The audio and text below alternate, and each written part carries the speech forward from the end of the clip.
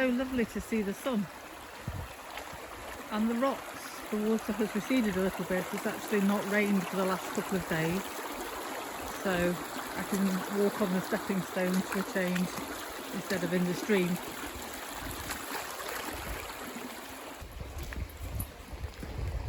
I'm still looking for signs of spring, but spring seems to be well and truly here now. This hemlock is really quite tall now. It was just coming up above the ground only a week ago. It grows so quickly. There's lots of hemlock in the water here.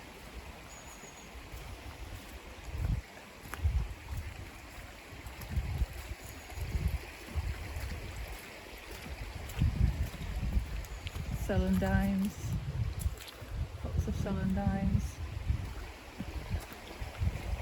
And sun and a bit of blue sky. Oh, and some bluebells, some wild bluebells. The first bluebells I've seen.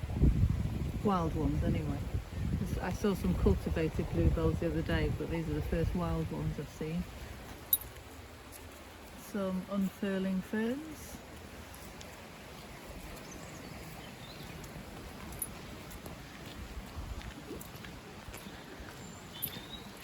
We are apparently going back into a little bit of a cold snap over the weekend, so that might stall spring for a little bit, but it seems to be wanting to get going. We've had such a mild winter and it's been so wet, which is not particularly unusual actually for it to be wet.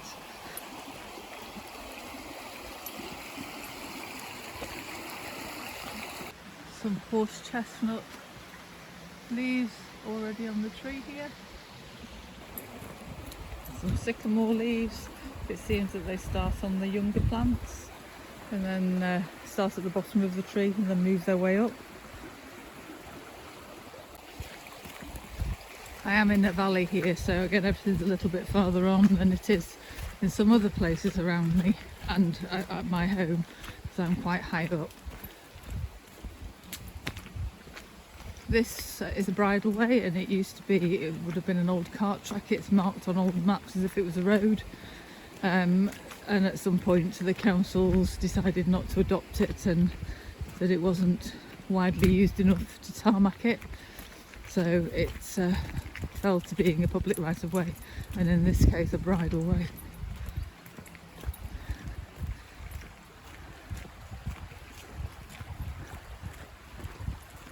And it follows the stream which we cross here over a little bridge.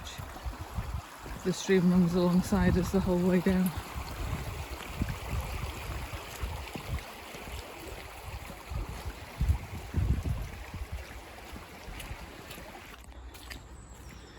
Now in the nature reserve and in the coniferous part of the wood, some very large pine trees here.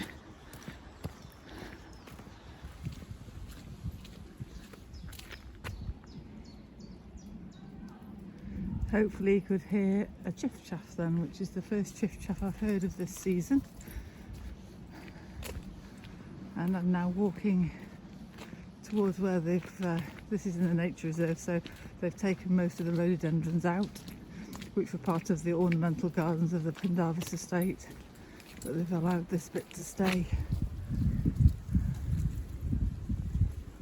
Always looks very beautiful, particularly when it starts to fall actually, and carpets the floor with its bright cerise blossoms.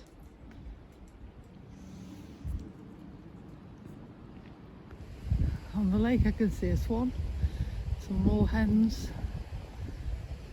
a little grebe which just popped under the water.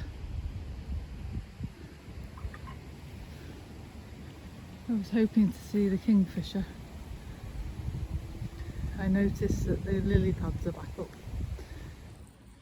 I have an idea about what these are, these yellow flowers, but I'm not going to say. I'm going to use the opportunity to look them up.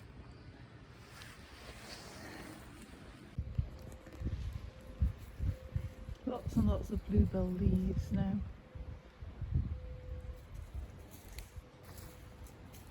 This will be, there is one bluebell out over there.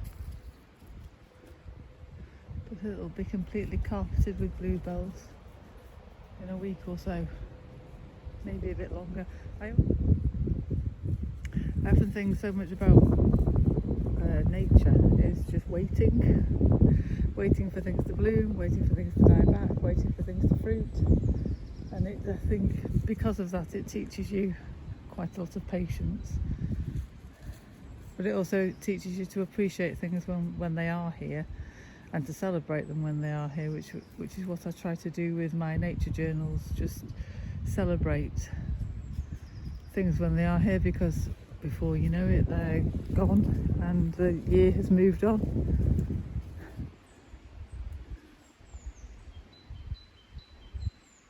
Hopefully you can hear the great tit calling.